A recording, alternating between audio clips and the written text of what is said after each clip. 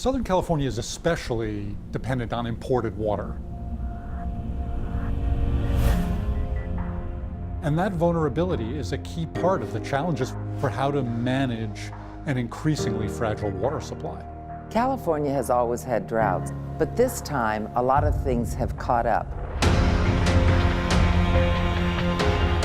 Climate change is definitely making our historic drought worse. Especially for the central and southern sections of California. California is living through some of its driest years in a century.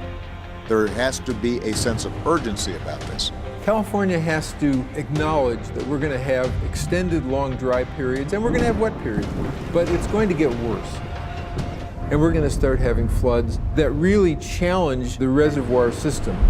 To have the worst 5-year drought on record for California, followed by the wettest year on record, highlights the vulnerability of the state to extreme events. It's really unmistakable that we're in the midst of a very rapid transition. Climate change is going to lead to longer and more frequent droughts, and people who are not getting on board and not understanding what might be happening here are putting us all at risk. Climate change is not science, it's religion. Well, first of all, I'm not a believer in global warming. Is it a drought? No, we have plenty of water. So what's wrong? We all need to stand up and take notice. You know, this is not about today. We need to look about what's going to happen 7 generations out. And our water management system, which is already out of balance, has got to learn to adapt to these coming changes. There's another drought coming around the corner, and we'll see worse and worse impacts because we can only store so much water.